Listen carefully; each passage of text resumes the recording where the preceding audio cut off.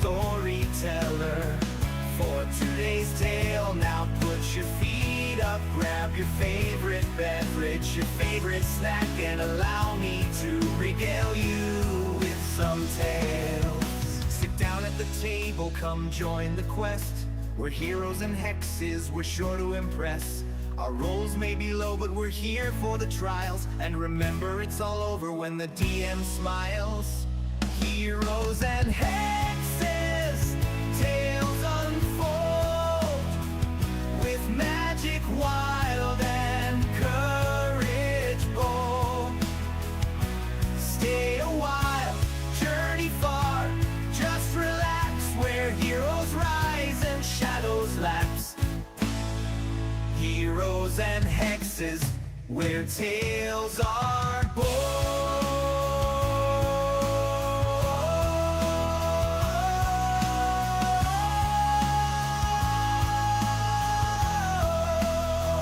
These are the tales of the endless roads we've made. We're heroes and hexes. Come join the fight with friends and bad rolls. We'll play through the night. The journey's what counts, not treasure or miles. But watch out, it's all done when the DM smiles.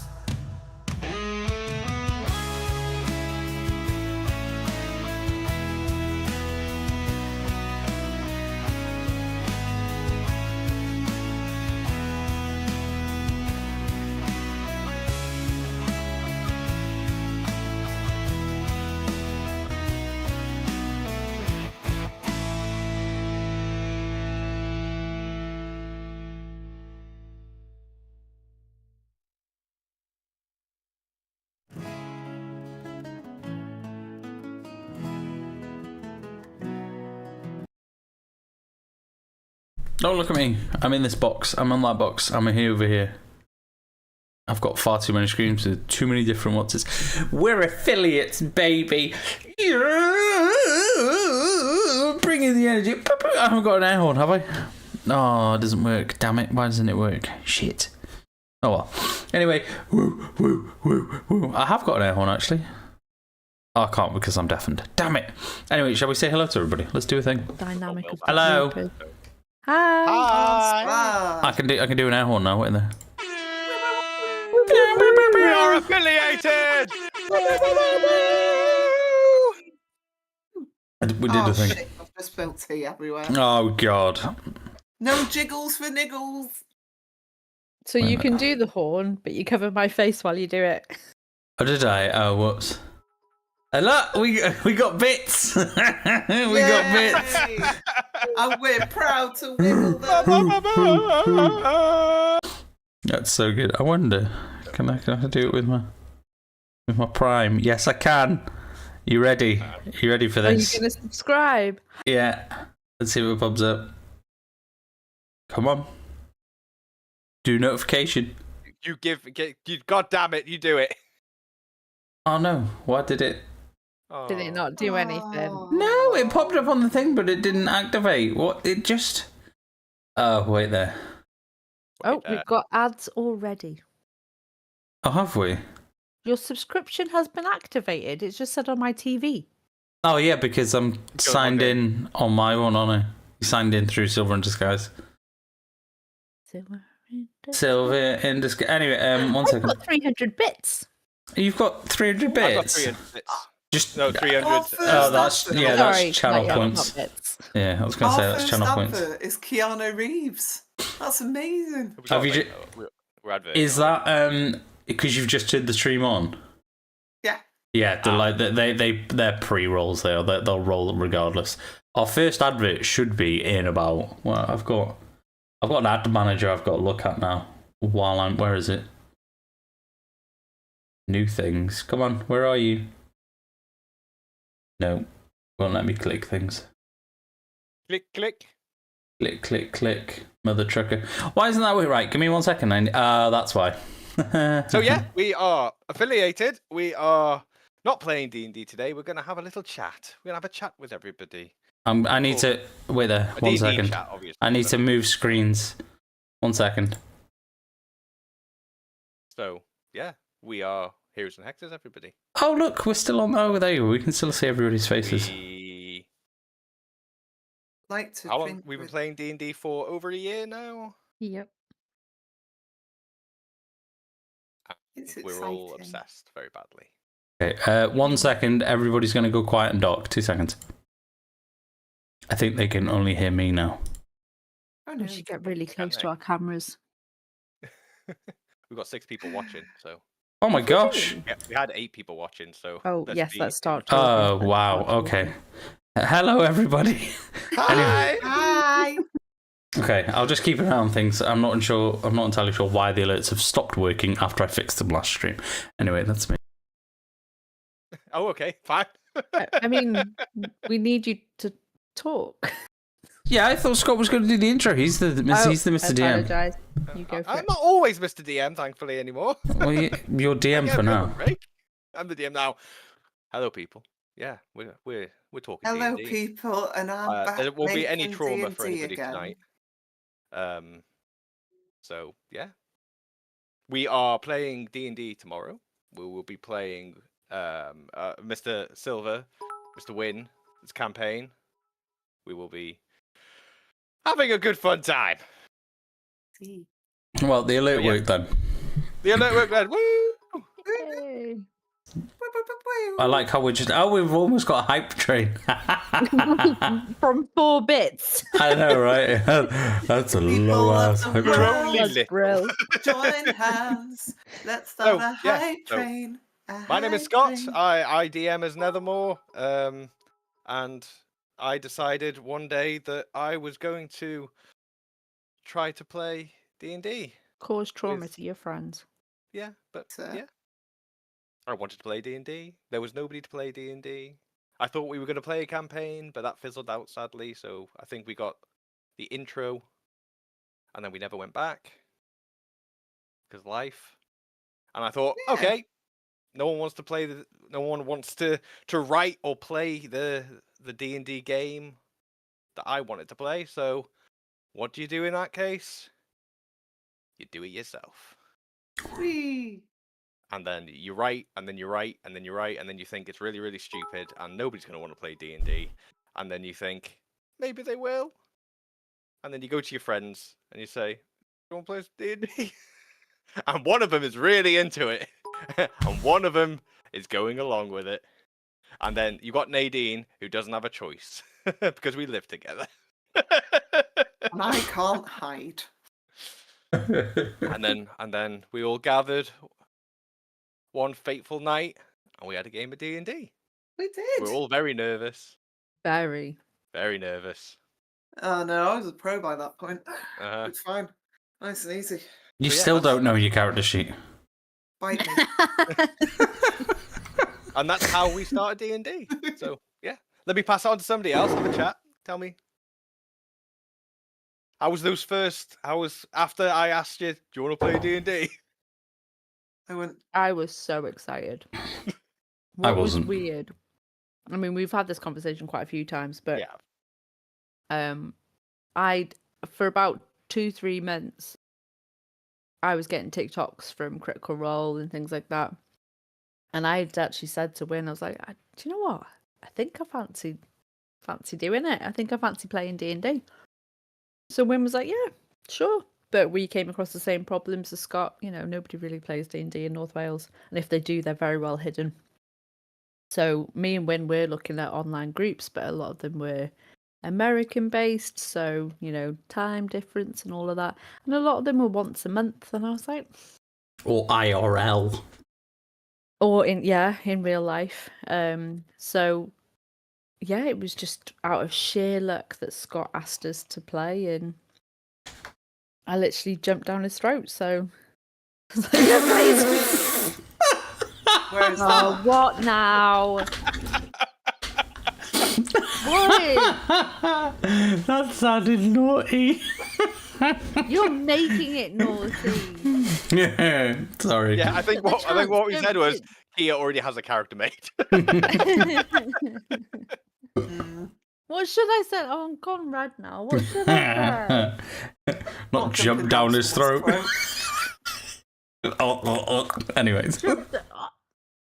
Oh, There we anyway, go. guys, I've got a headache, so I need to sign off. Have basically- fun. And basically what I did was royally tickled his tonsils, if you know what I mean. That's hilarious. So I'm passing it over to Win.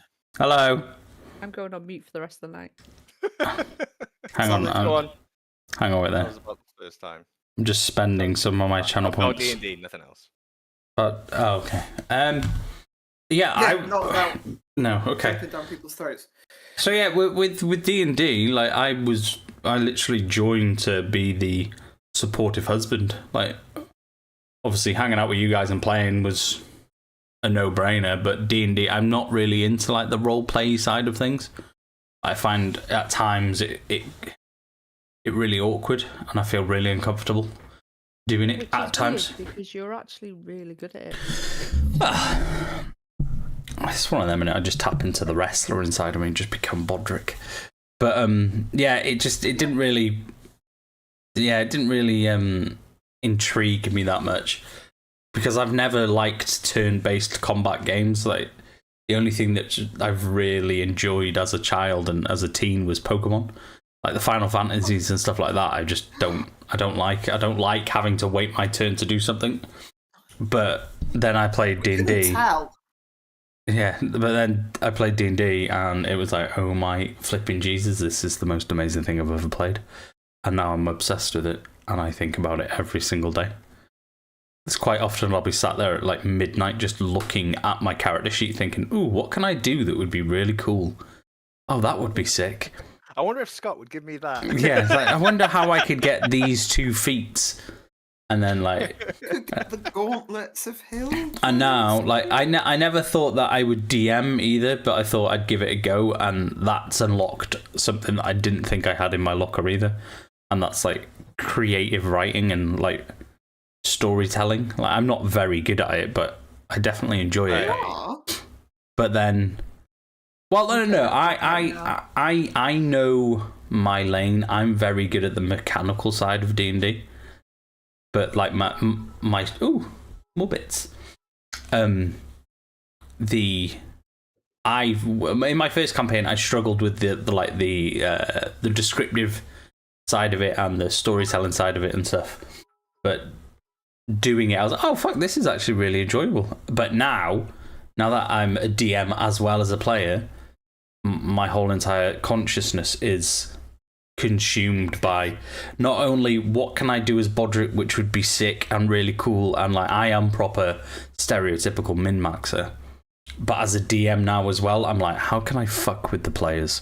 Like, I've said it a few times that Nadine's down there on there. Nadine is my problem player in my campaign, not purely for how she plays, but for the character that she plays, because she's resistant to... was resistant, yeah. No, well, she was resistant to everything, but now she's resistant to all but a few. So now when I'm doing my encounters, I have to really think about what I can throw at her to make it fair, because obviously these 3, they played my first Theafals, which was like my tester thing and all that lot, and in my infinite wisdom thinking, we'll never play Theafals again, I've given them relatively decent items as well as their like 5th level, and it's like, mistakes were made, so they're actually quite strong for 5th level. Well, some people have legendary items and some people don't. Yeah, well, that's your own silly fault. You had a legendary item, but you gave it to... I'm almost certain that you had the invisibility cloak originally. No. I had the arachnid coat that I borrowed from Blue. Have you still got that? Wasn't that legendary? I don't know. But that wasn't mine to keep. That was taken from Blue shop. Yeah. Well, Nadine's still got the invisibility ring that she kept from Yeah. the And shop. Blue's got So. an invisible ring as well, hasn't she? Invisibility cloak. Cloak. But the problem is that she's got 2 cloaks, so one will probably have to get stored away before the start of the adventure. But yeah, like I'm not. Yeah, I don't. The invisibility cloak. I won't be. I need to take it out because You're putting it back in the shop for sale. It probably Fourth wall down, it probably won't get used. There won't be that many opportunities for it. But yeah, like dealing with these 3 players, but then dealing with 4 new players as well is quite challenging. Like we had a fight recently that was just like a filler fight just to keep people busy and give the new guys like a bit of a taster of their characters and how to fight with them. And it was very evident that I'd poorly balanced the fight because of how strong Scott's character and how strong Kia's character is. Like, they just fucking nailed everyone. I was like, oh, okay. Like, they were 2-shot bandits, and there was at least 8 of them to 3 people, and they just hammered them. And I was like, oh, okay. And then if you were to add Rosario to that... oh my god, it'd be over. Who just is resistant to everything. It'd just be like... Just a really quick one. You do know Blue can attack twice in one round? Yeah, I said so the other day. Didn't.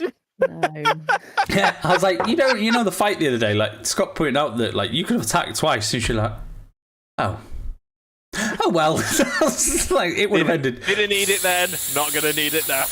Would have ended so much sooner. But yeah, now my time is spent trying to min-max Bodrick to the max, and trying to figure out ways to deal with my extremely strong players for my baby campaign. I'm just gonna have to increase the difficulty. I wouldn't say we're more. really strong. I would say that against low level enemies, yeah.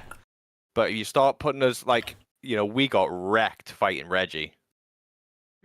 Vox was down in 1 hit fighting Reggie. Yes, yeah, Reggie was really strong, but that was the point. Like Reggie was never meant to attack you full whack. It was a reluctant fight because he didn't want to hurt Blue, because obviously I hated that fucking dragon. But he wanted to escape, so he was trying to make a point, and then obviously you guys took him out eventually through move economy. But Love that you got us down before we fought Pippin. Yeah, and then it, by the way, from episode 1. Feels like, don't like this prick. What's annoying? He was always one of the bad guys. They were all those 2 were from day dot. They were always my bad guys. It wasn't a case of Scott's maybe thought. I was just like, yeah, fuck. They figured it out straight away. And my favourite bit was going, that pile of boxes in the corner. Vicious. Nadine has a penchant for honing in on things she shouldn't yet. Yeah. And looking at stuff that she really shouldn't be looking at just yet. It's called high functioning. But luckily rolling really low. Yeah. But sometimes that bites her in the tush. Like in my campaign, in Scott's campaign, she was obsessed with a well that turned out to be quite an obvious source of, like, not source, but focus of the bad magic. And Nadine was like, I fucking called it, blah, blah, blah. So I purposely put a well in a suspect's, like, garden area, thinking and hoping that she would go to it. And it turns out that the person that she went to was, like, a charlatan. And it was, like, a fire funnel, like a trap. And she stepped on it and it activated and fucking blew fire in her face. And it was just like, yes. So funny. I was like, yes, it worked. I primarily exist just to cheese off the DMs and get whacked, basically. Get whacked. Get whacked. Get whacked. As Tally, it just is same like... question to Nadine going back then. So, like, why D&D? What happened? So, I had sunk Eyes up, Gavin. I had sunk approximately 300 hours into a game. Now, it's an online game. No one's really heard of it, to be quite honest. Baldur's Gate 3. And I parked up outside Asda, and Scott was in the car, and we just finished work. No, you didn't. You changed the story every time. You were at home. You came home. Weren't. I distinctly remember it. It was in my car. You came home. No. And we were discussing it, and I went, it's really weird, this, though. Like, these Wizards of the Coast people, they seem to have taken a lot from Baldur's Gate, because they've got, like, Dragonborns and Githyanki and stuff. And I was like, surely there's a copyright infringement somewhere there. And Scott just went, no. And I went, what do you mean no? They're literally the same. Someone's going to have to pay a load of royalties. And he went, Baldur's Gate is 3, it's D&D. And I went, what? And he was like, yeah, you're that level of nerd now. And I went, and that was just the acceptance, really. I briefly played in uni. Sorry to just drop that bombshell. But it was so long ago that I wouldn't even really maybe say that I was actually involved. I'd only gone to a couple of sessions. Did you sit and watch? No, I had a character. It was just like this little female dwarf elf, like half. Yeah. I can't even remember what she was called. She was that cute, but we didn't really get very far. But yeah, so then he was like, well, I've asked Keita and Win and they're up for it. And we were going to play another campaign that scheduling issues just conflicted. So he was like, I'm going to do it. And I was like, I foresee this being a very lucrative business for the people that sell the source books and the other things. And yes. Because Scott has problems with obsession. No, didn't say that. I mean, it benefits us all that you're addicted to buying the source books. I mean, I could be Spider-Man if I wanted to be, and that's so cool. It's true. It's annoying if rogues weren't shit to play. I need to learn how to play a rogue properly, because I'd so be Spider-Man. Like, we were talking about, like, obviously, completely different subject, but we were talking about this the other night, how, like, Bodrick's and, like, mine and Nadine's characters, Bodrick and Tally, their damage output and power levels are scaling as we level up, but Keita's rogue doesn't seem to be scaling as quickly. Like, is there, like, obviously I haven't looked into rogue as much, is there like a plateau that she'll get to and then, or is she on a plateau now and then it will scale at a certain level? Sneak attack. Is it literally Sneak attack increases? like, it's only 2d6 now, which is really, it's mental. I just don't understand. Like, rogues are supposed to be your death by 1,000 cuts, aren't they? They're supposed to be in, stab, stab, stab, sneak attack, back off, get back in there, stab, stab, stab, stab, back off. Generally, it's how the class would be played, but I think it's stupid as well. You know, something like, you know, because Keita's a soul knife, so she gets this psychic blades and she gets these psychic dies, but they don't increase damage at all. yeah, it's odd because, but like, you can do different things with your sneak attack as a rogue now. Like, you can topple people and you can do poison damage, but you have to sacrifice one of your sneak attack die to do it. yeah. Like, But it all hinges on doing sneak attack.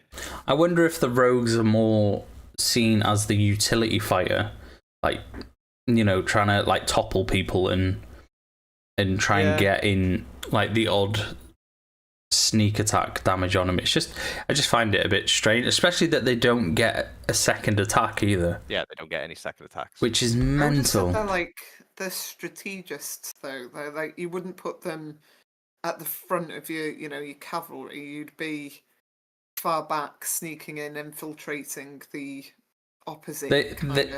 They very much seem like they're the skill check player, aren't they? Like, they can do lots of things, but fighting isn't their strong suit. Like, if we need somebody to fucking roll a stealth check, it's going to be Keita's character, because they've got plus 11. Yeah. But if we need somebody I fail that sometimes. Yeah. I just find it strange that, like, even... Excuse me. I only have one good powerful spell and a maggot. That, it's not. You don't. You have quite a few, and you are just going to get. If you carry on down Druid, your spells are just going to get bigger and bigger and bigger. By the time your cantrips will start scaling up. Yeah. Like, I think it's level 6. You'll, like, Firebolt does 2d10, which is mental, considering it's a cantrip as well. Yeah, it's fair enough, isn't it? It's just, I just find it odd. I've got ideas. So she's not even listening. That's fair. Sorry, Jake's messaged me. Sorry. Naughty. What were you saying? It doesn't matter. Cool. Doesn't matter. Right then, should we start with the questions? Yes. Okay, my first question is actually just to Scott and Win as DMs. DMs, but I'm hoping that me And and Nadine Kia, can, because she's can chip. Kia's DM. So the question is, what's the funniest way the party has ruined your prep? By playing. just the whole thing. The whole. I thing. had like unlimited ideas before you started playing. You pigeonholed me, damn it! It's all your fault. I've ruined prep. The only thing Yeah. that can really ruin prep is time. My Discord is gone. Yeah. It's Is it come yours back. as well. Yeah, it's come back. If it does it again, I'm going to Final plug the hours. internet in. Okay. Well, you're just on Wi-Fi at the minute. Yeah. Why do you not have it plugged in all the time? Because I don't have a proper route to the hub. Because there's a chimney breast there and it's got a Few rooms marble over. thing. I can't cleat it round the marble because it's got a marble fireplace on the bottom. So I just have to unravel it, hook it in when I'm streaming and stuff or playing or downloading. Gotcha. So Makes sense.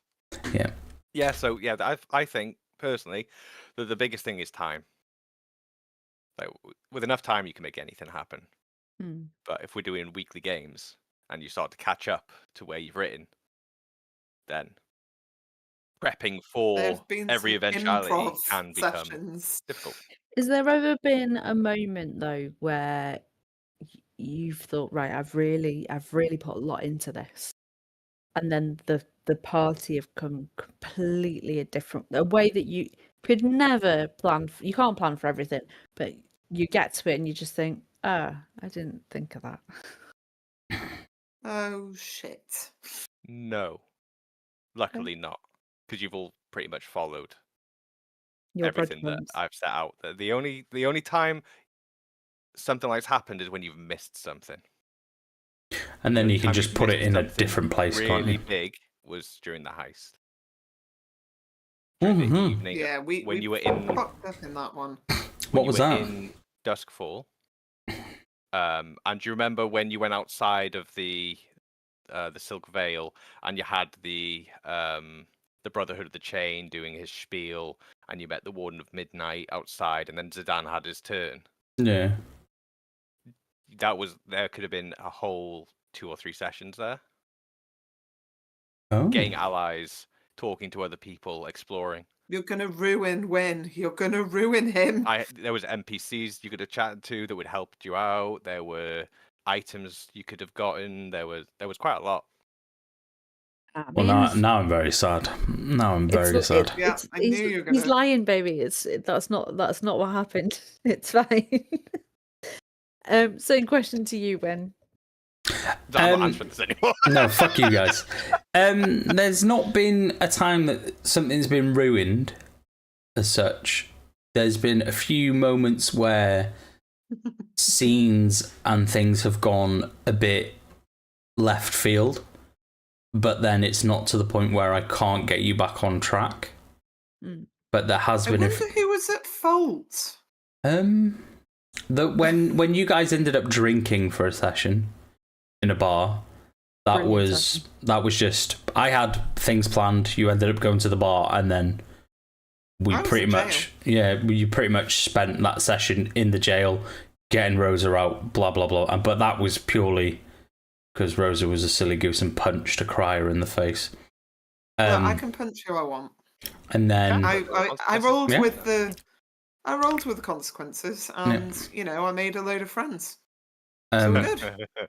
One thing that was, I planned for one thing and something else happened, was that in the mini campaign that I did to teach a few of our friends how to play, I basically did Dungeons and Dragons. I gave them a dungeon to crawl through and a dragon to fight at the end, as well as doing other things along the way. Excuse me. But in the dungeon, at the very beginning of the dungeon, there was a weeping angel that they didn't roll high enough to check or anything. They just completely bypassed it. But then it started following them. And at some point, they were going to have to deal with it. and it got to a point where they were like, I'd say about between 2/3 and halfway through the dungeon. There was an acid lake, and annoyingly, the players picked up the fucking statue and threw it in the acid lake, and I was like, shit. I didn't think of that. My brain didn't think for 1 second that they'd levitate the fucking statue that was chasing them slowly, and just drop it in the acid. And I was just like, oh, that's genius. So that encounter just got thrown out the window. I was like, fuck's sake. It wasn't a big one, but it was something that I'd planned for them to try and deal with. And then to be fair, they just dealt with it in a completely random way. And then obviously the whole legendary glasses scene in the funeral, which I never thought was going to be a thing. That was so much fun. It was at a wake, and they tried to steal the glasses from Blue's dead granddad. So that was a whole hour of them role-playing, trying to steal glasses off a dead person that I hadn't planned for whatsoever. I wanted those damn glasses. The glasses. I didn't steal them. Can you imagine, right? Sorry, one second. That whole thing, right? That whole scene was literally a paragraph of the eulogy, and then Reginald saying, "Can you guys make your way into the study to read the will?" That was all that scene was meant to be. Yeah, but and then obviously, fucking too right, it was ace. But like as a new DM, I was like, "What they're doing? Oh my, what? Why are they trying to see the body? Like what? Like this wasn't supposed to happen now. The opportunity to see the body was going to be later. Like oh my god!" And in my head, I was just like, "What do I do? Ah!" And I was just like making it up on the fly. And I was like, "Okay, let's just do some rolls. Let's just see what happens." And I was just praying. Because obviously they had to do stealth checks and sleight of hand checks to get to the body without being seen. And I was like, if they get caught, this is just going to be an absolute clusterfuck. Luckily, they rolled high and it was fine. Put it this way. Like, yeah, we tried to steal his glasses, but he stole my, innocence. He stole your heart because he was your lover. He stole my heart and my innocence, so I thought that the glasses were just, That's what keepsake for me. That's what you get for giving me a half-baked backstory for Rosa originally. She wasn't meant to have anything. She's just a good Yankee. Exactly. I was like, that's fine. You're going to be in love with an old halfling. Hey. There was one scene actually, where I completely panicked. Was it the second room on the right? Yeah. Oh, I want to go upstairs. Call myself a DM, but yeah. So they were making their way through the pirate ship, and who was it that went to the door to look out on the deck? It was the rogue. It was Nadine. Right. And as soon as you did that, I was like, I need to stop her. I was like, I mean, you can open the door, but there's about 80 crew members out there. Well, there was this look from Scott that went, yeah, stop being mean. And I was like, I don't go there, no. And then there was 2 rooms, and you decided not to go to the first one and go to the second one. Now, in my head, I was like, I could really done with them going to the first one. And then I can't remember if it was Win or Scott that said afterwards, why didn't you just switch the rooms? Yeah. And it was just, it's such a well, yeah, I could have, but in my brain at that moment, because I was panicking, I was like, they haven't followed the rules. And the funniest not one, linear, damn it. I'd say the funniest thing was that you put like power dampening bracelets on us to like keep us within the confines of the boat, and then set an encounter for us to fight. And you'd taken all weapons, and we had no magic. And then we had 2 rogues, a warlock, and a cleric. Because obviously, I knew as she was building it that there was going to be like a little fight in there. So I was like, okay, let's push it a little bit. Let's see, see what happens. And then I got in there, and I was like, we've got no weapons. I literally went upstairs. I was like, we've got no weapons. We've got no magic. And she was like, I was like, I grab a plate. I was like, what the fuck? I was like, oh my god. Like, grab a plate. I was like, there's knives. There's a kitchen. The warlock and the rogue pick up the small guy and chuck him. It's like, Like, we're gonna get help die. with- We're gonna fucking die. with That's Buck. amazing. I love Buck. Yeet. Okay. Yeah, no, I did Right. feel a bit mean because I was trying not to be a total, I was trying not to be tally level nightmare. I was And it's trying so to tone hard to not be a nightmare. it. Do you know what it is? It's a daily working chore. But it was Scott going, Don't do that. Don't and I break saw her just the game. whites of the eyes and went, Just like we I mean, I said, don't it's go Cheetah's first time upstairs. DM. We're going to be nice. and afterwards he went, and I was like, oh Lord, I'm the only one that hasn't done it yet. Oh God. You're in the throes. Yeah. Yeah, mental but throes I'm of it. writing. Pressure's on Right. now. Yeah. All the next. pressure in the Lord of world. Rings style epic. Yeah. And one. That was it. The demo. What's the demolition? What is it? The Summerillion. No, the demolition of Smog. Is it demolition? Demolition. Desolation. Yeah, Desolation. That's the one. I watched that. Smaug. Smog. It's I fleshed out some of the background, haven't I, Scott? And the work. You've got some areas planned. You've Yeah. got a little bit of the sort of culture planned. The problem is that when you've got DM advice from Scott, his level of detail is just absurd.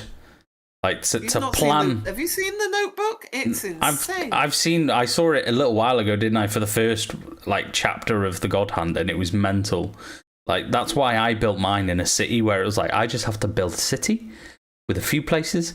And that's it. Just do a city. Scott's like, yeah, I've got 24 different cities with subcultures and a religion and stock exchanges and trade paths and different religions that just happened over time. just fucking There's mental. The Godfall that happened, which changed everything. It's just I actually have other continents that. mine's like I'm on a choo choo, yay!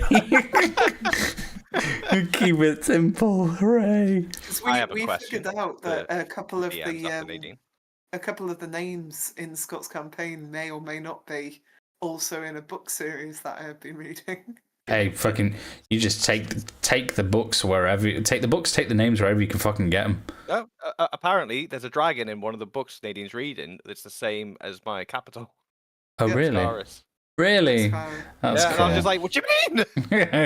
It's ours. Bloodwing Academy. Woo. My question is to DMs. How did your campaign change over the time that you were writing? And then how did it change while you were playing? Well, you two answer that. No. My- I'm asking a DM. You're a DM. I'm Yeah. I'm asking not you a DM. two. I did 4 sessions, honestly. Was it 4 As a- sessions? It was 4 sessions as a who? As a what? As a person that Strong, independent. didn't know how to DM. Well, I tell you what, can we put a pin in that question just because obviously we No. just had a DM question and Nadine was left out. No. Can we ask? No. I'll which think of an moment- answer in a question, minute, Scott. goddammit. I'll think of my We'll come answer. back to it. I promise you. We'll circle round. We'll put a pin in it. Will we? Will we? Podrick's Which never finding those moment- boots. It's not my fault. I'm taking your psychic blades away forever now. That's fine. Which moment do you think about the most when you're away from the table? Which moment? Ooh. Yeah. Good or Hey, bad? baby, yeah. I know which moment. Which moment just keeps coming back to you? That I know, recently for Win, Hmm. it was The the whole vampires. vampires that he really Coven. struggled with it. But I'm talking about overall. What's that one moment that you keep going back to? Oh, I know 2, but yeah. Go on. Who wants Go to go? Oh, right. No. So the first. Head up, please, First Gavin. one. We don't want forehead and eyes down. We want We you don't interacting want with the camera. Put whatever you're doing down and be with us. I forget the camera's there. Right. Okay. So the first one is the moment that I realised that my character was essentially Spock in Star Trek, and that it's never going to happen, and it was this heartbreaking, unrequited love story. I won't tell you which character that may have ended up being, but I go back to it thinking, I get a bit hurt. For him, because he's such a stupid birdie boy, and he just didn't understand his emotions, and I feel really sad. So sometimes I think then I go, oh, it would have been nice to see if it had developed anymore. Like, because now he's like obviously failing with dad, and come back, he's not quite failing anymore. So like, welcome to Ichabod's character arc, going a bit sideways. And the other one that I think about all the time is Tally and Grimm's Night, just because that's a nice way to pass the time. The fade to black. I really wish we would have got more of Ichabod as Ichabod in the Dustfall Heist. So, Yeah, before the changeling. Yeah. Fun fact, the reason that he became a changeling was because I turned to Scott and went, well, now that's not gone the way I want to, so I'm being a bit of a pissy Nix, and I want to throw something in, because I'm now going to become something different. So I sort of said, Scott, it's time. It's time. I'm going to shake it up. Well, the heist was like it was part training for Will and for Jimmy. It was training for all of us, really, wasn't it? Because we were all doing something very different. We'd done 20-something sessions, and we played Thea Falls. And then that was just a little prequel thing to do. It was my first experience as a different character. Yeah. I definitely enjoyed being Ichabod, I think, even over Tally, if I'm honest. It was hilarious to try and play. More difficult to be a deceptive wanker as a changeling, because every time that we'd sign on, Scott would be like, "No, you've got to remember." Changeling doesn't know this. I wouldn't know that. And there was just and Phelan is coming for you. Yeah, Phelan knows, and if he just one more check, he would have found out. Yeah, that's what I was going to say. There was one moment where if you'd chosen something else, it wasn't detect magic, or it was something else. I was going to use my senses originally, and then I changed my mind at the last second to detect magic, and then I thought, fuck it, I'll leave it for instead of just chasing it, I'll leave it for that session, and then there wasn't really another opportunity. What I should have done is just pulled the trigger when I had the opportunity. Hey, bitch. Should have. That would have been sick. Because then it would have been ace, because we could have killed the changeling and then gone and found Ichabod. I think it would have been a good little sub quest angle. Like right now, Ichabod before was kind of maybe like Tom Holland, bubbly, happy little lad. He's now become Tobey Maguire's venomized Spider-Man. That's like the now. Bully that's Maguire. like the next. Maguire. It's like the next thing is just like that lovely thing and. It's just gonna stroll down doing this. How about you, Keita? Probably buttons, to be honest. At the end of the heist, once I'd realised it was Strix and Silver that was under the cloaks, I'm not sure I played buttons the way that she would have reacted in that scene. I don't know, because obviously she would have known that her family were quite powerful and that the Nocturnes were there, and she wouldn't have wanted to try and put the group that she was with in further risk that they were already in. But I'm also not sure she would have just left. I don't know. It's one that I keep going back to and thinking, did I play buttons the way that I should have played buttons in that scene? So yeah, I keep going back to that. And obviously we don't mention the wish ever. And what's the second one? Have you got a second one? I mean, there's loads of moments that I go back to. I'm trying to think. There's one for Yara. I loved that spa session in the heist. It was so flipping good. The one that didn't record. Oh, it was so funny. Everybody really enjoyed that one. And it was just everybody seemed to have been in a silly mood where they just bounced off each other in character. And I just thought, yeah, I like this. This is cute. I like this a lot. And it didn't bloody record. Yeah, but we lived it though. We did live it. Oh, we do live D&D, don't we? Okay, the next one is. Hey, I haven't answered.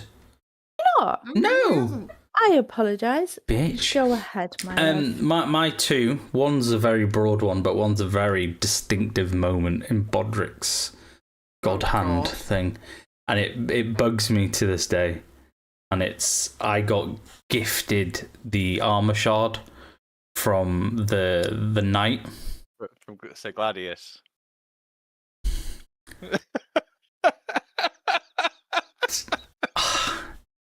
Basically, if I had Does that this really bug you? armor all day, every day, I might. Basically, I got given this shard piece. So the three players, they freed like a sort of like a hag, not hag, that was sort of on the cusp of becoming like a full sort of hag. She was kind of having a problem with switching between the two. So they went on a little very, very short side quest, and each one of them basically had a little trial that they had to do to get a different item, to bring it back, to do a ritual to either condemn or free Marinthra.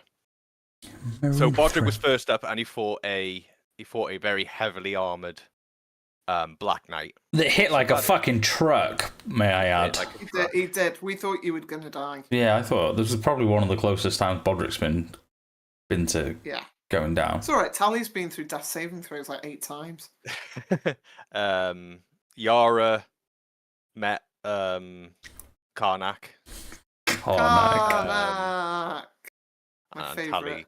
Tally had a chat with Latherlin. I did. Anyway, I they had a got nice the items time. and they brought it back, and then in the big fight with Fergus, the warlock, who was Oh, he's sacrificing a dick. everybody he can to try and bring back a member of the God Hand. Dickhead. All three of those people that were met, Gladius, Karnak, and little did they know Latherlin. No, you've got to say it properly. as Karnak. Karnak. Karnak. Came back in some way. So Yara noticed that in her pocket she had like a small little spherical, almost like an eyeball. She threw it on the ground, and a spectral beholder appeared, which started fighting with an ogre, if I remember right. Bodrick found like a piece of metal armor, just like a shard, in his pocket. Yeah, and then I do an arcana or something like that, and then you said it feels like you need to throw it at something or somewhat, and I was like, my instinct was to put it on myself, and I was like, I'm gonna throw it at myself. I was like, just see what it does. I'm gonna throw it on myself, and then Keith was like, don't do that, it could hurt you, and then it put the seed of doubt in my head, so I never used it until the very end of the fight, where I was like, fuck it, I'll throw it at the well, and to be fair, it encaged the well for a round or two, but it slowed it down, but then it exploded, and then off camera and a few weeks later I was chatting to Scott. I was like, so what would that have done? He was like, oh, you would have been heavy armored to fuck. And I was like, at that point as well, I had a haste spell on me, I had a potion of speed, and I was raging, and I was just all over the. Imagine being like a heavily armored, can't be hit, like an AC 20. Yeah, like raging, free attack. Yeah, it was so fucking good. But yeah, and then the other one for you would have been that time that you accidentally killed the what's it called? Is it a beholder? No, the mimic. I'd forgotten about that. Oh no! You still got the pieces in your inventory. I know I do. What's the other one? So that was mean. I forgot about the little mimic. I killed a mimic because I was new. I was like, it's a monster, kill it, and it died instantly. And then like later that session, I was like, Scott, could I have tried to make that my pet? And he was like, yeah. And I was fucking devastated. I was like, I started the heist with a mimic. Yeah, and then Mimic button. Kit had a mimic button, and she did it to piss me off. And then my I He didn't. just kept texting me, just going, "He's gonna hate me. get fucked. She did it to He's piss gonna me hate off. me. It's I gonna be didn't so do it funny." to you off. It was narratively. It made To sense. annoy me. No. Also, on top of it, without being Get rude, fucked. you didn't learn. You didn't learn from that. You still smash things before. Yeah, but Then if I ever see a mimic come again, I'm never killing a mimic ever again. It's like, And don't I'm eat gonna me, kill but it hug for me. you. Embrace me, mimic. I don't care if you bite me. But yeah, and then the Love other it. thing that I come back to is Phelan as a character. The way I set Phelan up led me to be backed into a corner narratively with the way he acted, and it wasn't fun to play. But mechanically, You know what? I know you say this. I know how much you didn't enjoy playing him, but genuinely, it was some of your best role play moments. yeah, But I know you didn't enjoy it. I know you didn't. and yeah, that's like fine. I enjoyed Phelan, but his backstory made me. In my head, I was like, well, Phelan won't act that way. He's got this reason. And it kind of just made him a little bit one-dimensional. Like, I felt like I it couldn't... limited you. Yeah, it limited me. Like, I felt like I couldn't have fun. So when I tried to push out of that, it just felt false. Because I started a certain way, went the other way. It was kind of like I lost all sense of what Phelan was. And for like the whole of that campaign, I was trying to chase his character. Like, you know, I tried to give him a purpose, and like I ended up on being. I genuinely love the relationship arc, the friendship arc between you and Zidane, Jimmy's character, Yeah. where at the beginning it was very much orc boy, dog boy, and suspicious of each other, and well, I'm getting the wish scroll, no, I'm getting the wish scroll. Him saying what he said about your wife, So ready and to kill then- him. So ready to kill him. but like you slowly turned into goofy friends. Yeah, but like that. But that's what's really annoying is that I wish that I could have been a little bit more free in my choices in the beginning, but it was very limiting. But like being an elf blood hunter with a bit of ranger in was fucking awesome. Like I would happily play that mechanical long character. form fight we discussed, didn't you? You get your hunter's mark on there. And Yeah. You get your.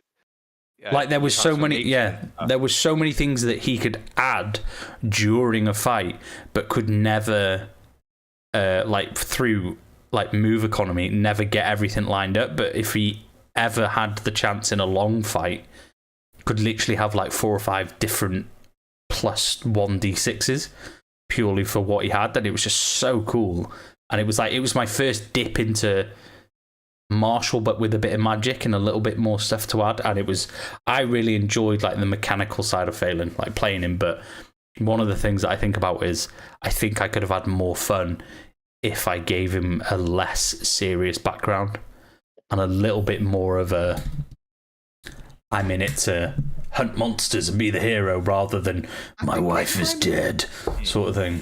I think it kind of balanced a little bit though, because that was the comedic stupidity of like Ichabod and him. Because Yeah, I enjoyed playing Phelan a bit more seriously.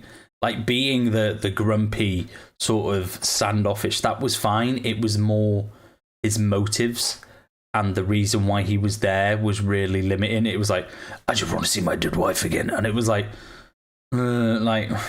everything Once you've was gone about down that. path, it's very hard to backtrack it. Yeah, it's like, oh no, I don't want to see my dead wife Change. anymore. And it was even when you tried to set that up to like give me a reason not to, it just felt fake. Even though D&D's fake, it didn't feel natural.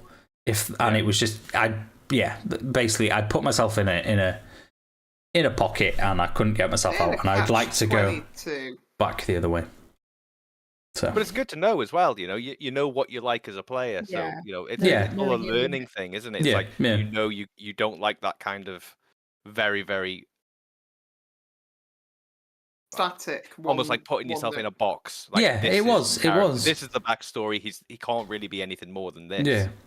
I think like even with we'll get back to the questions, but even with Bodrick, in the first 2 sessions I played Bodrick, I was trying to be a grumpy dwarf that was a bit racist and a bit aggressive to everybody. And I was like, do you know what? That's Racist No, in you D&D. weren't. yeah, you? sorry, Let me just racist in D&D because racist in elves D&D. and tieflings and stuff. But I was like, oh yeah, but that's not me as a player. Like, I can be aggressive and grumpy, but just having that as his core belief wasn't what I wanted. So, but yeah, one character. Last thing, one character that I really enjoyed playing, and it's not Buck. Oh. It's not Buck. It's the paladin. It's Cedric Stormwind. Ah, fucking that was so much fun. In our Dungeons and Dragons campaign. Do you know what? If you said to me right now, we're going to start a campaign with those characters on a long form campaign, I'd be all in. I really enjoyed. Like, it's mental because, like, being in a box with Phelan, but being in a box as Cedric in a positive light is like I will do this for justice and honor, and then seeing that change over time where it's like, shit, I've just murdered a whole village trying to protect a girl thinking I was doing good. And like that was, I loved that. I thought that was so cool, and I just really enjoyed playing Cedric Stormwind. While we were playing that, it was after the fact that, you know, because me and Win had discussed like because it was a charity stream, we discussed kind of like what we wanted. Originally, we were going to do like half was going to be Win, and then I was going to take over and do the other half, so we'd all had a chance to play with each other. Yeah, not in a weird way. I knew that was coming. Quite literally. But then it came closer to the time, so I was just like, just let me do a one shot, and you guys play, and we'll just go from there. And Win was like, I really want a Dungeons and a Dragon. Yeah, I was like, let's give them what they're here for. Let's give them a dungeon. Let's give them a fucking dragon. And then Win completely forgot about the dragon. And it turns out the little girl I was trying to save all session was the dragon, and it completely sideswiped me. I was like, and it was only just right before the final fight, Keita's like, Erin's the dragon, isn't she? I was just like, I was lost. I was like, I must protect this child. And he was like, yeah, she's the dragon. I'm like, no. All of your roles, really. You do go very paternal. To be fair. I'm a girl dad, aren't I? And a boy dad, I suppose, as well. Every single time. I'm a dad. Every single time you're like, oh look, Cedric. Oh look. Did it? Oh, the vampire girl doesn't go the same. But that's the thing. Scott knows how to push my buttons. If he puts a little kid in the campaign, I'm going to protect them with my life. And then if they double cross me, I'm going to be livid. And you were. I almost killed Cedric. No. That Very was close. That was Cedric. Beautiful. You were like. I was pushing you to do it as well. You're going down a fucking well. Anyway, next question. Yeah, that's fine. I'm going to answer it first, if that's okay. So it is a question that we had last time, but I think it would be fun to get Nadine's quote as well. So the question is, what's your "that's going on a t-shirt" quote from the campaigns so far? And mine was when we were all suspecting Nadine's character, Ichabod, of being a changeling, but we had no proof. And Jimmy, who's playing Zidane, decided that he was gonna. It's a TikTok. It's really funny. That he was gonna take Phelan to one side and try and, make him realise that maybe Ichabod's not quite what they seem. So he started telling him a tale about a dog that he used to have, and this dog used to be quite bitey. Used to go around biting people, and then one day he bit the wrong person. And Winch just sat there listening to this story, and he's like, "Did you kill the dog?" And he's like, Jimmy was going, "Do you get what I mean? Like, you bit the wrong person. Do you understand?" And at the end, we had to put him down. And at the end, Win just went, "I don't think you had a dog, Zidane." And it's the funniest moment that luckily was on mute. I was wetting myself up here, like howling, laughing. And I still find it unbelievably funny to this day. Yeah. With so many good moments in that campaign. There was so many fun moments. So I love the cheese. I don't think you had a dog, Zidane, is my My quote. I don't think you had a dog, Phelan. Just underneath, Phelan in the date.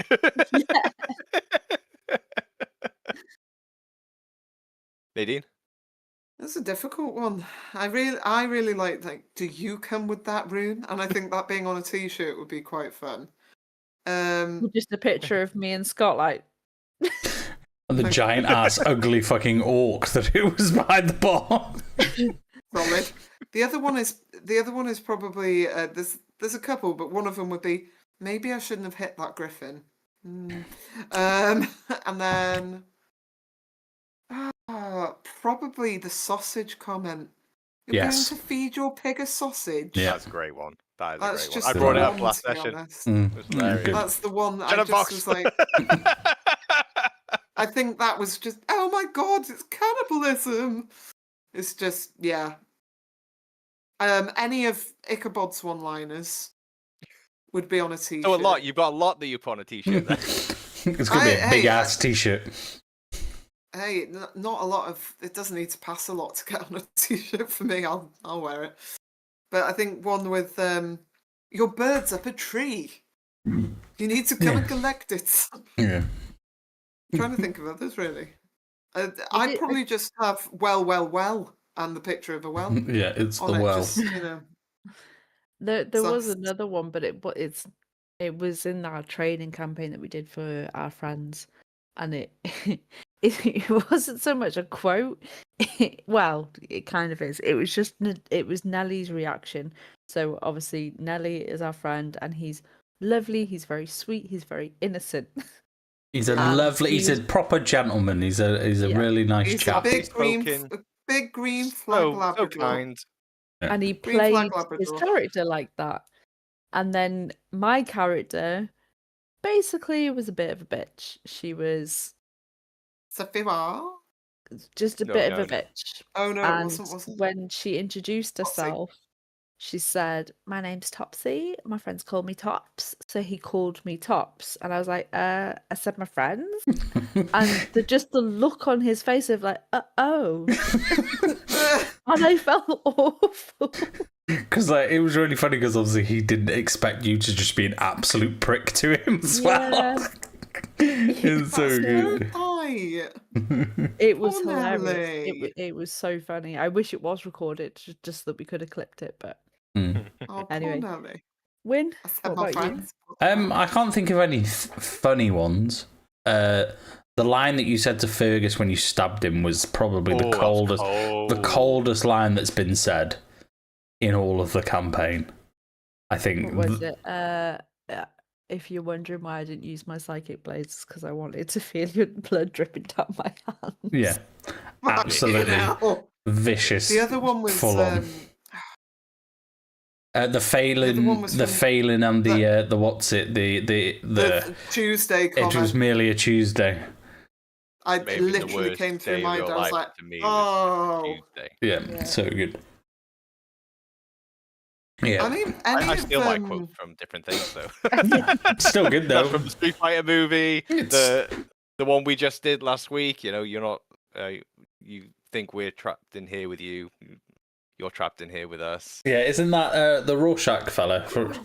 Yeah, I've remembered one was from good, that was. Phelan, What? and it was when he was fighting the Breakers Accord, and he told Phelan to kneel, and Wynne said that did. Phelan reluctantly started to kneel. Me and Nadine's face was like, We're like, and then he said halfway down he's going to pull out his gun, point it at him, and say, "I'm not here for honor." Oh, boom. Which one was that? I think that was.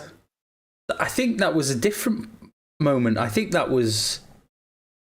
There was a moment where you kneeled And I said, then I kneel you for put- no one.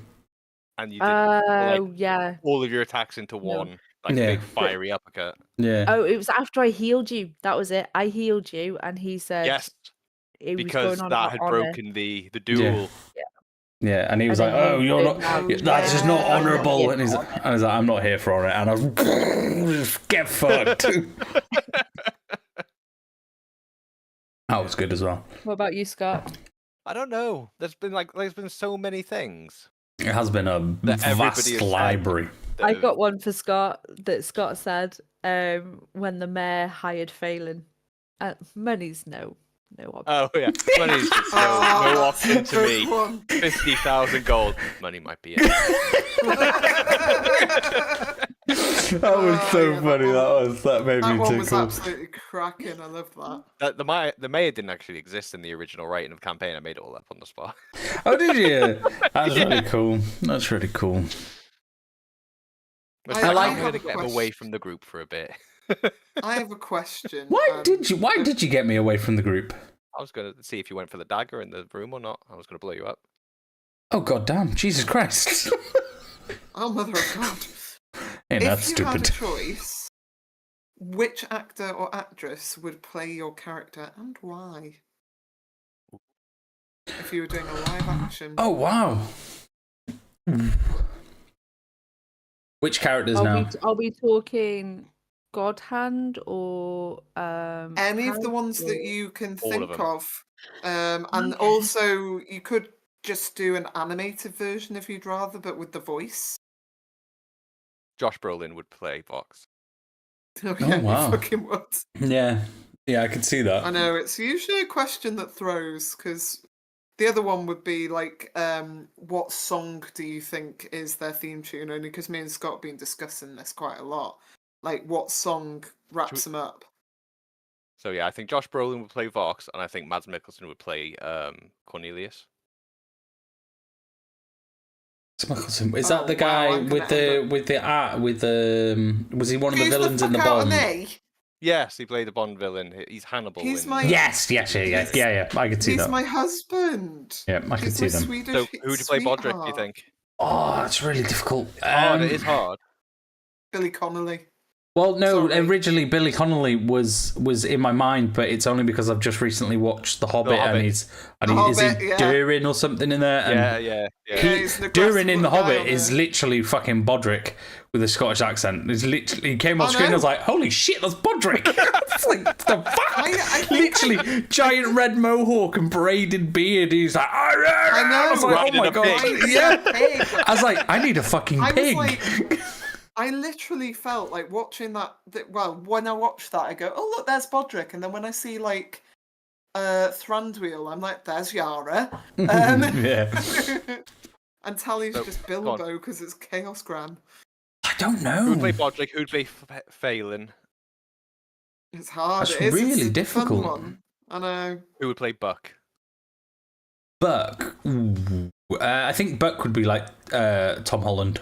I knew you were going to Yeah, say that. I Yeah. got that. Yeah, That's- 100%. Yeah. I think that's universally agreed. Yeah, just like a 100%, proper bushy-tailed, bright-eyed, just like, yeah, sure, like, yeah. It's just, oh You're like, get shit. in your box. Yeah. Get in your box. Phelan. I'm trying to think Like, of River- like somebody that would be, because they'd have to be fairly like thin-faced. See, like Rosa for me is Stephanie Beatrice because that's just her voice, basically. Or it'd be the. Is that Bellatrix Lestrange?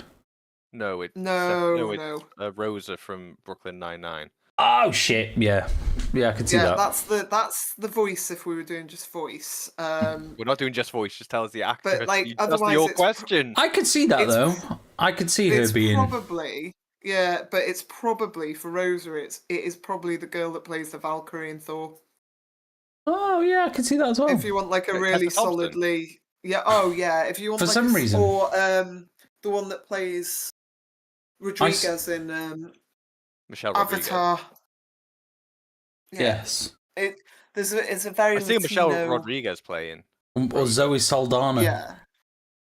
Nah, The one she's that- not. Is that Gamora? That's probably Yeah. more for. Yeah. That's probably more for Tally, if I'm honest. Is that who you cast as Tally? Is it? I think so. You Or think if I so? was really going like wild card, it's probably Tilda Swinton. Just because she's got a lot of range, and like, yeah, she'd be up for that. I think. I'm trying to think Who of would like play Ichabod? The guy. fucking anybody can fucking play Ichabod as a giant bird. Yeah, the guy in Hellboy 2 is where I got his voice from. Yeah. You Yeah. know, Ah, and that's like I would probably use that. I would probably use that. I, But like, I would probably use Ichabod. But like, otherwise, it's, it's probably more for. That's probably more for Tally, if I'm honest. Is that who you cast as Tally? Is it? Yeah, I would use Would he be a him for CG that, I bird? think. Would he? CG half bird, half No, human. there's definitely like the face for me is oh shit, Davey Havoc from AFI music way back when. He's kind of like very masculine, but Is he in an a actor though? We're talking about no, actors. I know, but like if you were just face pulling No, it's somebody, actors. Your question was who would play you? yeah, Yeah. but it doesn't. They don't have to be an actor if you think that they could fit, and he could. Like I sometimes think like Phelan, if could sometimes be Jared Leto, and then I realise I'm just being really insulting. It would have to be somebody of that bone structure, I think. Yeah. It couldn't be yeah. like fucking. It wouldn't be somebody like Chris Hemsworth or somebody like that. Would it be Tom Hiddleston? Yeah, I think like sort Yeah, of I that can sort see of that, actually. That's Yeah, probably like a good shout. Tom Hiddleston when he's in Crimson Peak. Oh, I don't even know who that is. I It's, can't think of the character. What about you, Kia? Actually, no, I'll nick Who've that you got for for buttons and for Yara for Topsy? So for buttons, it would be Florence Pugh.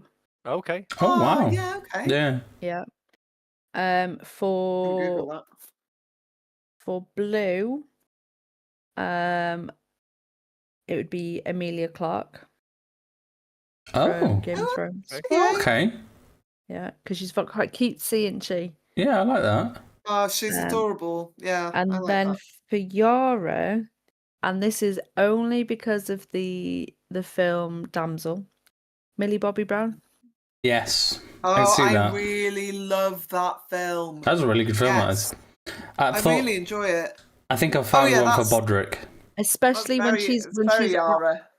when she's at the end, when Yeah. she is like pissed off. Pissed. Yeah. Why'd you say that? like, Pissed off. pissed off. She's It's another to swear. and she is that badass. She's coming back and she's here killing. for revenge. Yeah, Yeah, that's I agree. Yara. I agree. Yeah, you got Bodrick, have you? Yeah, but it would have to be somebody that, because obviously Bodrick's quite old looking because he's a dwarf, and he's got a bit of an older face. But I wouldn't want to be. I wouldn't want him to have the presence of an old person. So in my brain, I'm thinking somebody like Tom Hardy, who could be. No, I got you. Yeah. Who could be the aggressive I'm Bodrick, but also be. I thought Seamus as well, but Yeah, there you go. He's got the range. Yeah, I don't think he's got the range. I think Tom Hardy could really Yeah, but It's full of be Bane, Bodrick. Yeah, that is Bodrick. it is Bodrick. What's Bodrick look like that? Yes. Oh, Yes! Yes! Yes! Tormund. There we go. He's a bit tall. We'll pull him down in post. yeah.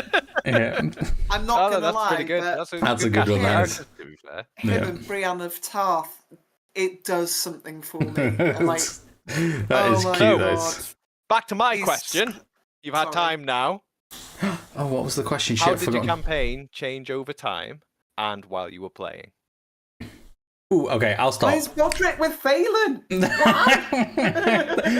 you know, that'd be a good shout for Phelan, actually. Yeah. This is purely because of my experience as a player. I went into my campaign trying to be like Scott and like Critical Role. Like, obviously, they were my two experience pools to pull from. And I was like, oh yeah, Scott's is like really serious tone and really hard hitting, but then like Matthew Mercer's like really descriptive and just like, oh excuse me, like really blah blah. And then I started, I was like, yeah, that's not me. So like I was originally I'd written it as like a really gritty sort of murder mystery. Dark fantasy. Yeah, like trying to be like, ooh, grungy through steampunk city, trying to find a killer. And I was like, no, that's not my style. Because then I was like, yeah, I really want to put Pokemon in. Like, I originally writ it for to have Pokemon. That was the whole plot hook, was the Pokemon had been made from it. And I was like, now that's not me. After the first session, like trying to do the descriptive and I was like, yeah, nah, I'll just stick to what I know. and I'll keep it loosey goosey and just let the players dick about if they want to, and have a little bit more, if they don't want to take it too seriously. That's why, like, I'm a little bit less, what's the word? Strict on backstories, because for me it's more of a, well, let's just play and see. Like, if you start to feel connected to the character, then you can generate a backstory sort of thing, and then if you don't, then we'll just play another time. But then, as I'm trying to, like, the more I'm DMing, the more I want to flesh out my world, the more I'm finding it, well, if my players give me a backstory, they're fleshing out my world for me as well. So it's like it's kind of a shared narrative. Isn't it? So like it's kind of like I'm not really fussed by backstories, because I kind of want them to just play and have fun, and if they don't want to think about backstories or not, probably you can check it on. But then obviously the other side of it is like, well, backstories help build the narrative of what I'm trying to do. Like with the first one, it was much easier to not have a backstory as much, because it was a self-contained little story. But now that we're branching out a little bit and I've got to expand my world a bit more, I'm like, well, I'm already doing so much work trying to do this campaign. It would be really handy if I had a backstory to just, okay, that's a place name I can put on my map. I can put them there.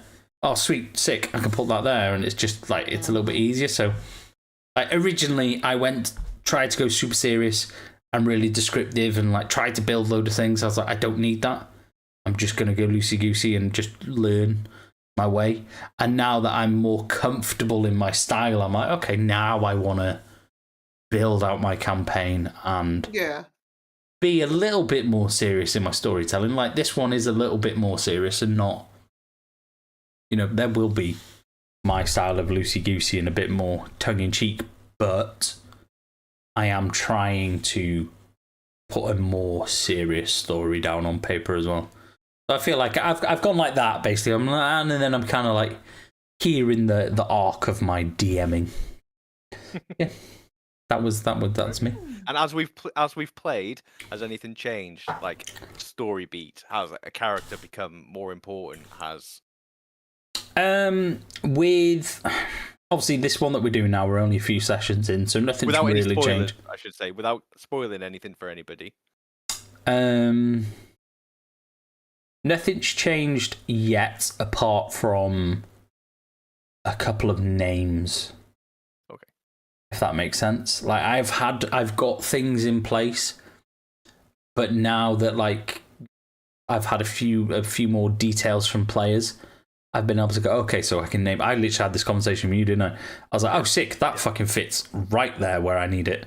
I had these guys already, but now I have a name for them, and it makes narrative sense for you, and it's there in my campaign if I need it. Like, so for this one, not so much, because we're early days, and I've got a few things that are lined up that potentially could be named something if we get into it. But with the first one, nothing big story beat wise, nothing really happened. Nothing really changed, should I say? Because to be fair, you were quite good to me. You were following the breadcrumbs that I gave you. So like we got to the main plot points that push you onto the next thing, but it was more the shit in between that I planned. So much of that was just, I've given you the main areas where you need to go. And a lot of it was just like, okay, like most of my notes pages were just heavy improv. Or I had something planned and it never happened, as in like dialogue wise or something like that, because you guys were just really good at role playing your way through these plot points. So a lot of the stuff that I planned, like not encounter wise, but like dialogue wise, to try and help you, never really needed to happen, because you role played your way through it. Whereas this one, I've planned more dialogue in the early stages to help the newer players understand what needs to be done. And then when you're on your journey, there's less dialogue and more things that can happen. Yeah, there's more things to do More events. rather than there's more events that can happen rather than it being like dialogue based and monologue-ish sort of thing. But yeah, that's about me. What about you, Scott? What about me? Oh well, ask the next DM first. Some bitch. Who's that? Yeah. Yeah, Who's who are you that? talking about? Yeah. Who's that, yeah. Brett? You know, the pirate ship and everything Yeah. with sexy Captain Hook. That was just Hook. Yeah. No, I wouldn't say in game it changed, because I'd only written 4 sessions.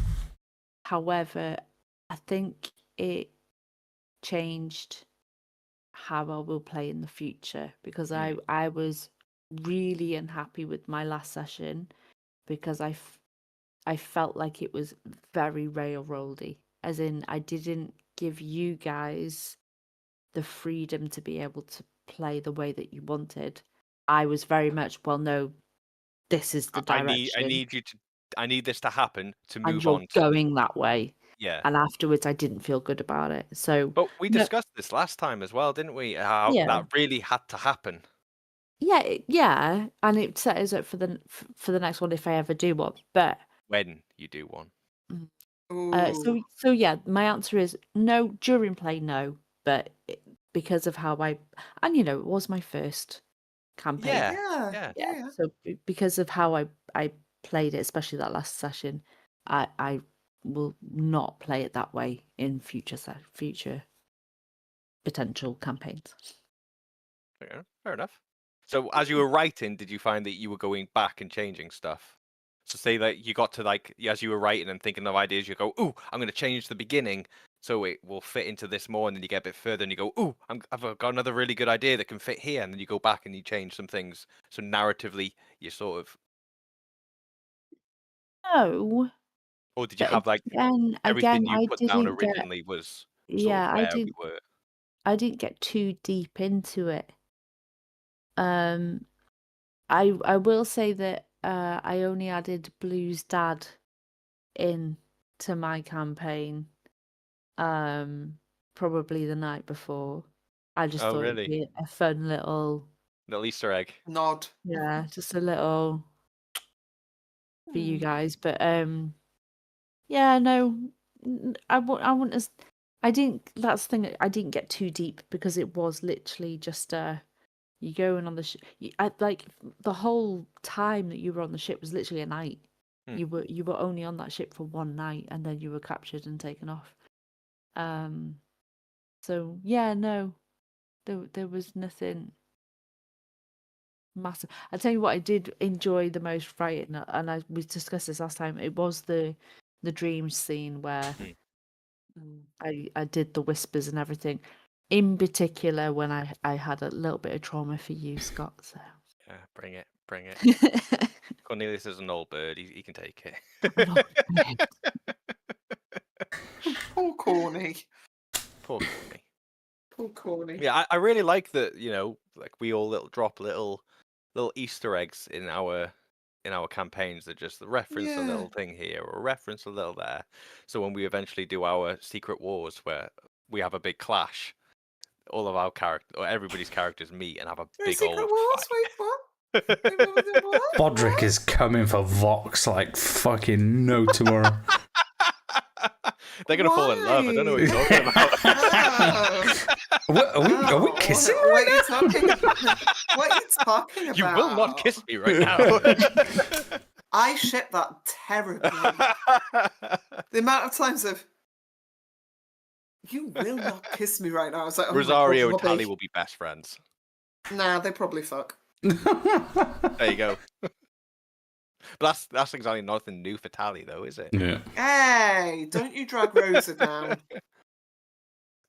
For me, everything changes all the time. I don't know how you cope.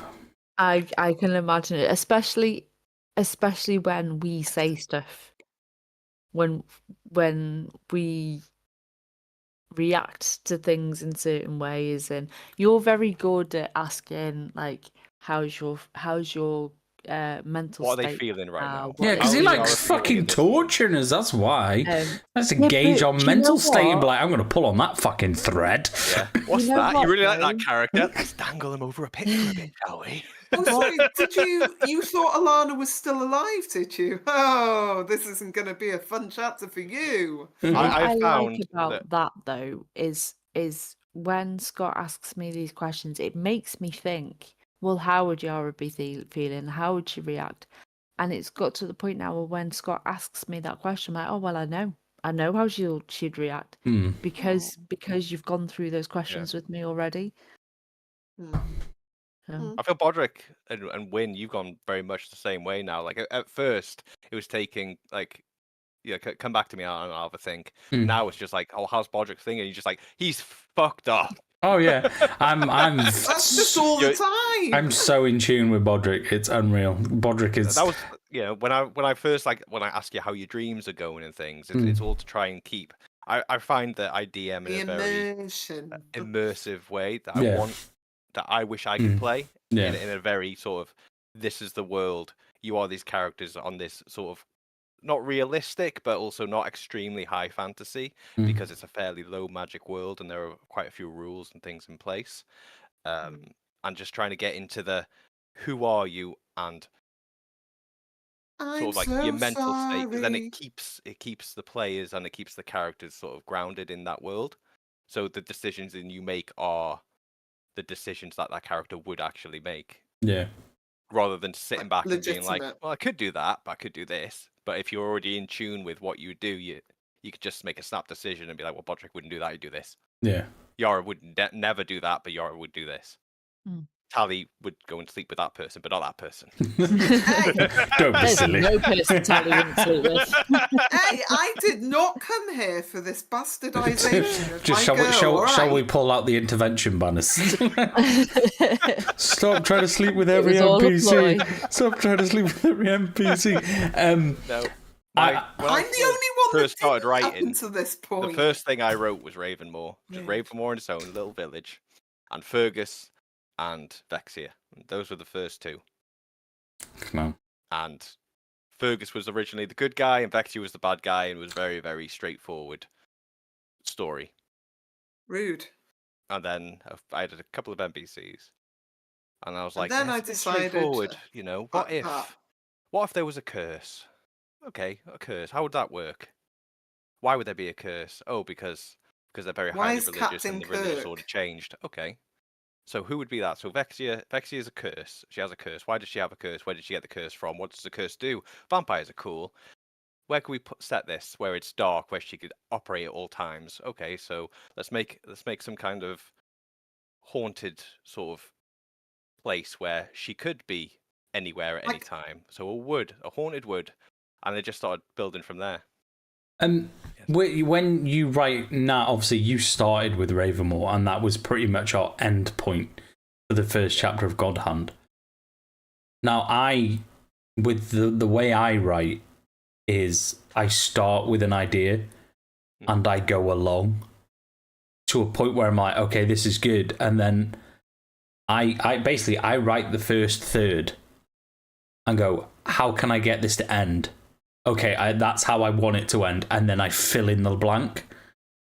Now, like obviously, with the first time you did it, you wrote the end, sort of. Well, that obviously was going to be the beginning. Yeah, that's what I mean. It's obviously, you didn't know it was going to be the end, but like, do you write differently now? Do you write from an idea and expand, and then it becomes something, or do you write the end goal and go, okay, how can I get them there? Or do you write the beginning? Is it like I tend not to write the beginning. I tend to write sort of in the middle. It's the little idea there, little idea. How do I link these? I've had the first idea. What is the idea? How do we start that idea? How would I finish that idea in? And then I'll start like filling in little bits here and there. Yeah. And then when I get down to writing, I'll start writing it in narrative order. Okay. But with me, I change a lot quite often because I think it's rubbish. So and then I'll go back. See, which is I haven't got the brain capacity for that. I rewrote Ravenmore about 4 times. Jesus. You know how you were just discussing how you wrote then, Scott? It sounded very much like a serial killer's like proud retelling. You know of, that meme, with the from the writing's on the wall. from Always Sunny. Yeah, that's Scott with his campaigns.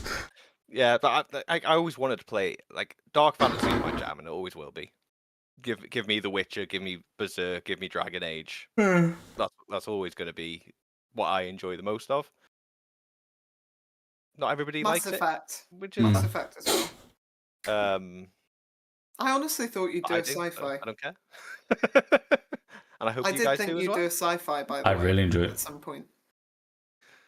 I think- Yeah, depending on what your choices are and what you say and how you characters act, because obviously over time, every now and then I might ask you to flesh a little bit more of your backstory out, because you can't really make that call at the very, very beginning of a character. I don't think. I wouldn't have been able to. I was much more comfortable writing because, like, when I wrote Bodrick's backstory originally, it was very one-dimensional.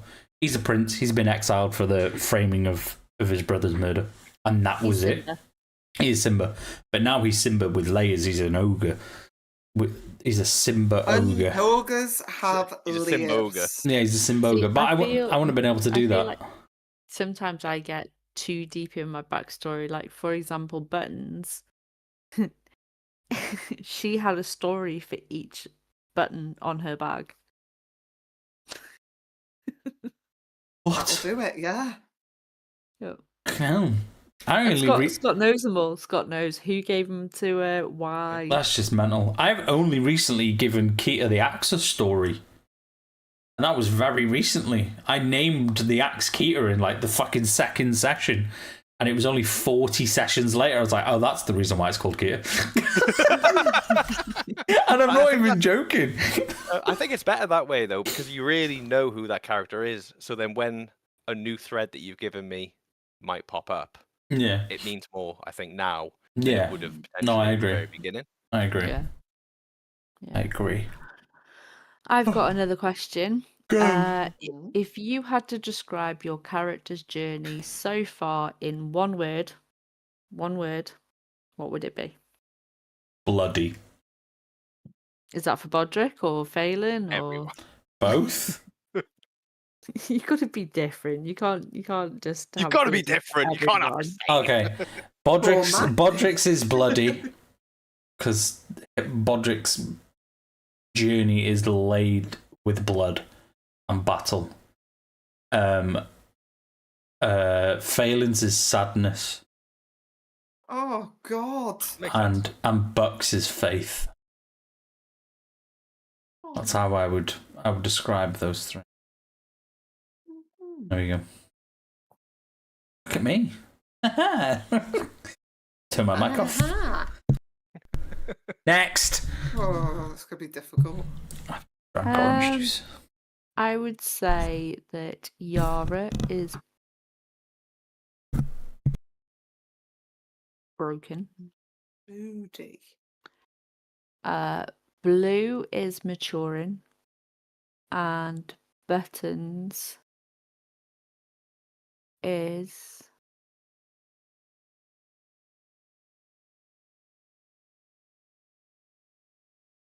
guilt. Oh, my God. Nadine?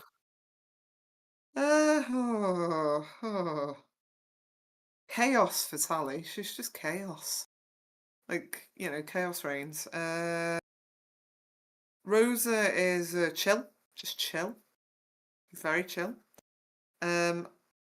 Heartbreak. Ichabod. Yeah. Or confused. Probably confused. God bless him. Emotive. Emotion. Because God bless him, he cannot figure it out, can he? He just can't get it. He doesn't understand any of it. Mindy would be Fucking mental. Mindy? Is Mindy the one that you played on the one shot and one episode of mine? Mindy. Yeah, she would be mental. There's no other word. She's just a gran. Gremlin. I like Scrunkles, my NPC. No, who's no, wonderful. don't, no. Your characters. 17 different characters. So I always mix my 2 changelings up as well. You don't. You only have one changeling. The other doesn't count. It flipping does. But Aisling would be evolving, probably. What about Vox and Cornelius?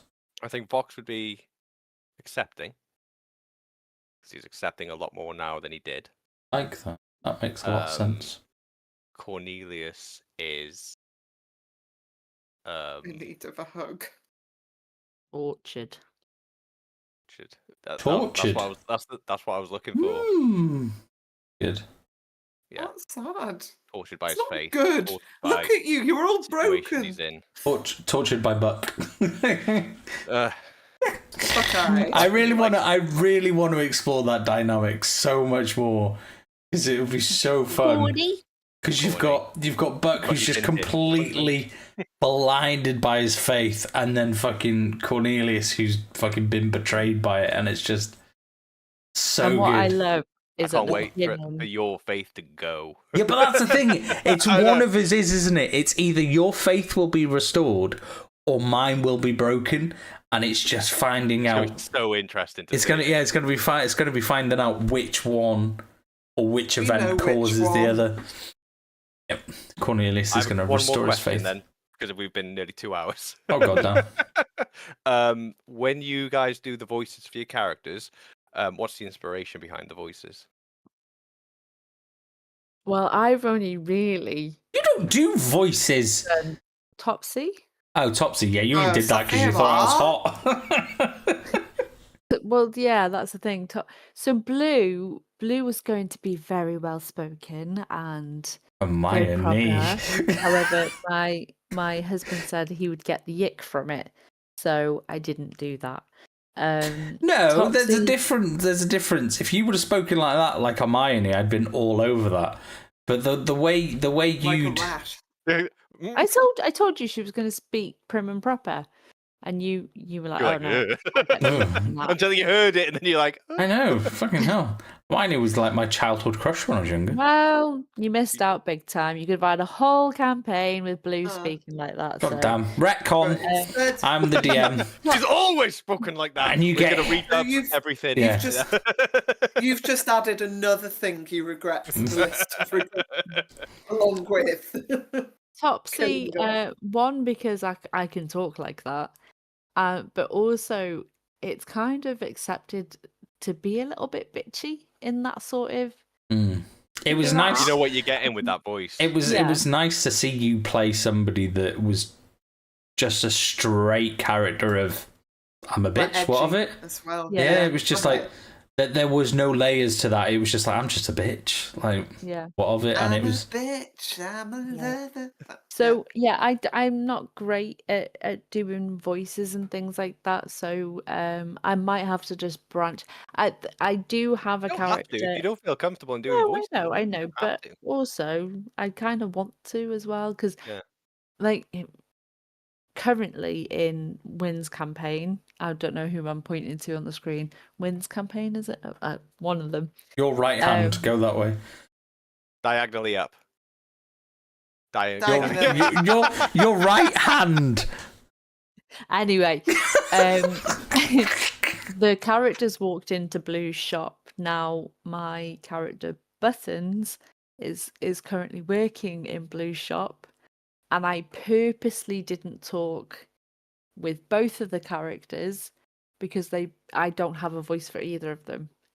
So you wouldn't have been able to tell who I was talking as. But yeah, I do have a character in mind that is potential because when I was DM I did attempt to do You voices. did voices. Yeah, I attempted. And No, you did well. Did Edna really well. had quite a distinct I voice. love Edna. Edna more. She might Edna. Oh my god, you've got voice. it pat. her voice may So be good. that character. Be so reused. we'll see. We'll Okay. see. Would you give any of your characters voices now then? I think I'd be more. Like, would you give Blue a tempted more to. of the prim and proper voice that you wanted to? Do I it. might. Do it. Do I it. might give it a go tomorrow night. We'll see. Yes. Do it. Do it. Do it. Do it. Do it. Do it. Excited. Win. Same Oh my question. god, you're Harry Potter. Oh. Oh my god, you're Fox Are you Red. on? Oh, he's off. Not me. Mute your mic, Hermione. man. Not me. Not Hermione. No. You're Bod- not allowed to do Southern drawl, though, are you? Because that's a problem. Bodrick was the very I did a southern draw for the one shot. Well, I attempted to, and then I got very tired. I was like, "Oh, this is so draining." the Southern Belle. I love that one. Anyway, sorry. Bodrick Oh, was the very stereotypical. I'm a dwarf. What are you talking about? Very Yeah. Lord of the Ringsy. Speak Gimli. through your cheeks, sort of Gimli, and I was just like, I'll just give it a go. Bit like a fat. What's his name? What's the nature guy? What's the old nature guy? David Attenborough. Yeah, David Attenborough. Yeah. Yeah. So a bit like that. He's not fat. Screw you. He's 97. I feel like you've moved No, I said past sort of like a fat. stereotypical dwarf, and you've leaned a little bit more into Attenborough. Yeah, Like, I've it's a lot more softly spoken now. yeah, like it's one of them. But with Bodrick, I'll do the Bodrick and Buckcliffe, and then it will put me into like the I will chop off your head. Sort of, it's in the back of the throat, and it's kind of in that area. So as long as I get somewhere sort of there, and depending on how he is and everything, that's sort of where he hovers. Sort of with the talking with the cheeks and in the back of the throat, Bodrick and Buckcliffe, and that was my vibe that I went for, and that's kind of where he hovers. Obviously, I'm not a fucking voice actor, so it does fluctuate all over the place. And then Phelan was just proper fucking stereotypical fucking book Full talk. Van Helsing. Yeah, just like, the name's Phelan Moonheart sort of thing. So it was just one of them. And then Buck was just really happy, bright-eyed, just like, yeah, sure. So like, my name's Buck. Yeah, how's it going? So it was just my voice, just really chipper and happy. Yeah, just a little higher. And then obviously Change I've got inflection. and then I've just got obviously Merida came from because of the name. Don't fucking dare. And That then is- but I problem can't. I'm not very good at accents, so I really practiced Merida, and I find it very difficult to do the Scottish accent. So if I close my eyes, if I you don't- are David Tennant if, in that, you know. Rapsy In- knows. yeah, but Oh, if I don't practice that, then I can't do it. So I need to practice the Merida one. I'd say they're my most prominent accents. I can do voices, like silly voices and stuff and all that. Like that doesn't. But I like doing it to discern, like to differentiate between me and the character. Like so, when I'm talking like this, you know I'm talking like Win. But then when I'm talking like Bodrick and Buckcliffe, how dare you? Then you know I'm talking as Bodrick. So that's the way I. It's why I like to do voices as well, because sometimes I find it hard to track who's talking in the scenes if there isn't a different voice. It adds that little extra bit of immersion, though, doesn't Yeah, it? Given because it that's doesn't why sound I like me, does it? try as to use such? the voice changer with, Yeah. especially with female voices, because it adds that little extra. It's not Scott you're speaking to; it's Yeah. a character. It's a character in the game that we're playing. Yeah, I'd like to do the voice changer again, but my problem is I can't get the attenuation right. It doesn't activate quick enough. I feel like I have to make a noise and then pause and then go again. That's why, because originally I had a really deep brother, the name is Bodrick, but it just wasn't quite right, and obviously I couldn't hear it, so I had to change it. But yeah, Nadine. Well, Ichabod was just the pig from Sing, Gunter, mixed with. No, he wasn't. No, he that's wasn't. the best thing ever. That is what they are now. Pigs on a blanket. It It kind of was- reminds me of the caterpillar from A Bug's Life. I'm a beautiful butterfly. I'm a beautiful kangaroo man. Yes, absolutely would have lent into that. I tried to listen like really hardcore to Hellboy 2 because I thought that's the way that I want him to kind of sound, which is Klaus. And then he's like, "You're stupid. Oh, stupid little boy." Very older kind of Germanic sounding, but he just ended up pigs on a blanket, so is what it is. Gunther, pigs on a blanket, and Heimlich. Rosa, it's purely channeling Rosa.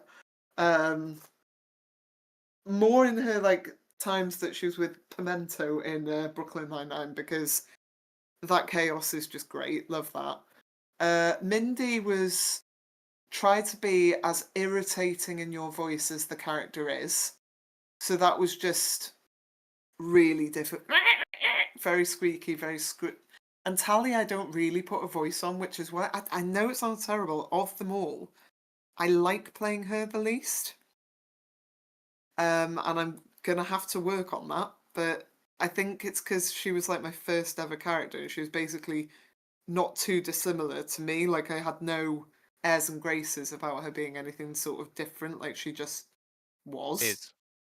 Yeah, and it's kind of, to me, I'm a bit like, I'm not playing a character, I'm just kind of turning up and being me, and I don't know if I resonate very well with it.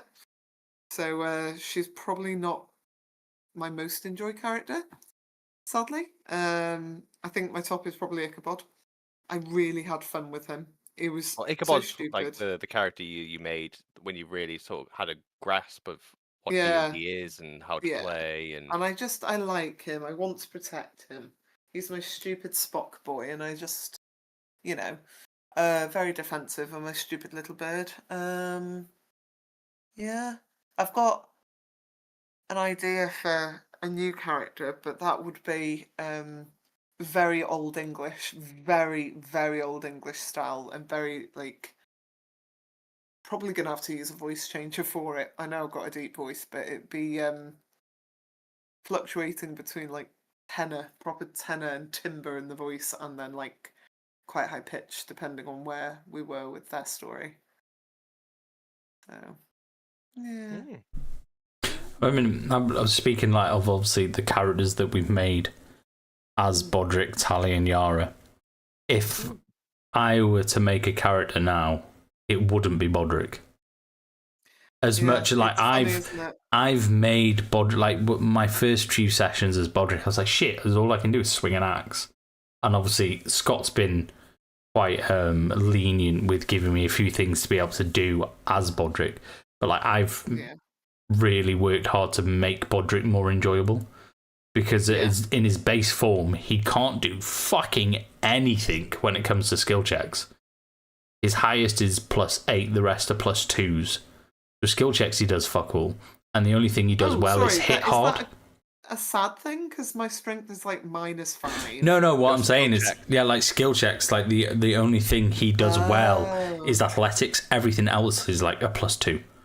Like that, he's not very good outside of combat.